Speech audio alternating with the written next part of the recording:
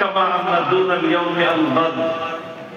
আজ রাত অবসান হওয়ার পর যেরকম আগামীকাল প্রত্যুষে সূর্যের উদয় ঘটবে, নতুন আলো উদ্ভাসিত হবে, নতুন দিন আসবে, এই কথায় যেরকম সন্দেহের কোনো অবকাশ নেই। সারা পৃথিবী জুড়ে বিস্তৃত বর্তমান এই জাহিলিয়াতের কবর রচিত হয়ে তার ধ্বংসস্তূপের উপর ইসলামের বিজয়ের পতাকা উড়বে।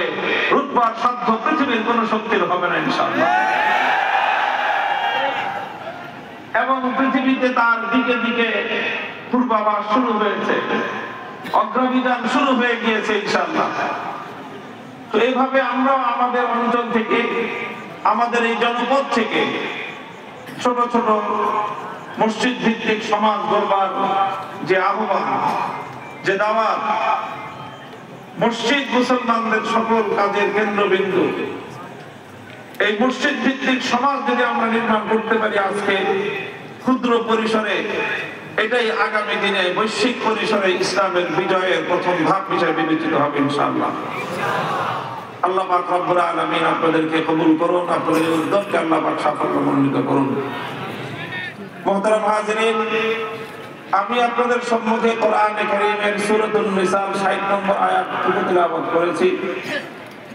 সংক্ষিপ্তভাবে এই আয়াতের উপর কিছু আলোকপাত আমি করব আপনাদের সম্মুখে। আপনারা যেমনটা জানেন, আমার আলোচনা অনেকেই শুনে থাকেন।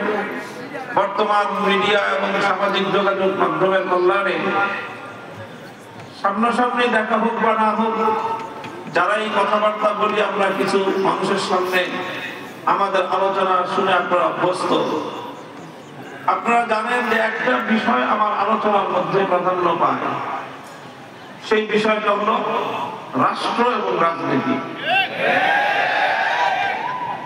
আমি রাষ্ট্র এবং রাজনীতি নিয়ে কিছু কথা আমার আলোচনার মধ্যে থাকেই, এবং এটা আমি পরিকল্পিতভাবে এবং এটা আমি টার্গেটকৃতভাবে বলে থাকি, ইচ্ছাকৃতভাবে বলে থাকি। আমার এই কথাগুলো বিপুল পরিমাণ ধর্মপ্রাণ মুসলমানদের মধ্যে যেরকম উদ্দীপনা তৈরি করে, উৎসাহ জাগায়, আবার অনেক মানুষের মধ্যে এক ধরনের বিরক্তি অথবা অ্যালার্জির চুলকানের উপদ্রব তৈরি করে।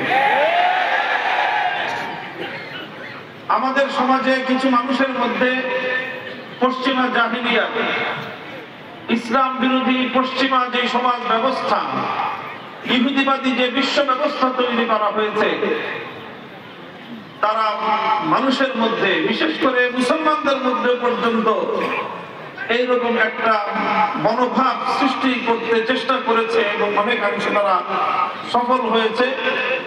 সেটা হলো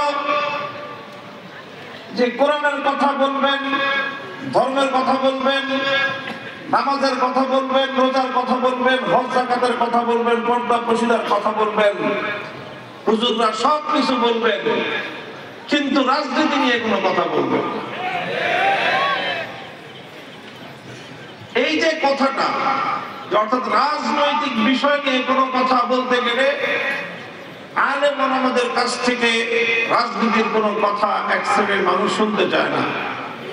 শুনতে তো চাইবে দূরের কথা, বলতে চাইলে কণ্ঠ চেপে ধরবার চেষ্টা করা হয়।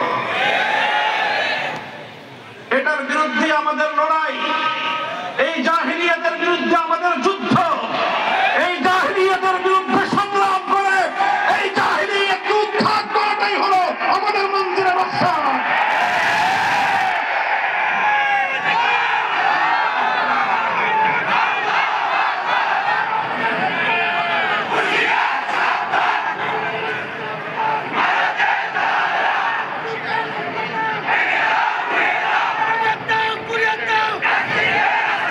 আমরা ইসলামী জীবন ব্যবস্থার প্রতিটি দিক নিয়ে কথা বলবো। ওলামায়ে কেরামের দায়িত্ব ইসলামের প্রতিটি শাখা প্রশাখা বিষয়ে মানুষকে সচেতন করা, মানুষকে সজাগ করা, কোরআন এবং হাদিসের দিক নির্দেশনা মানুষের সামনে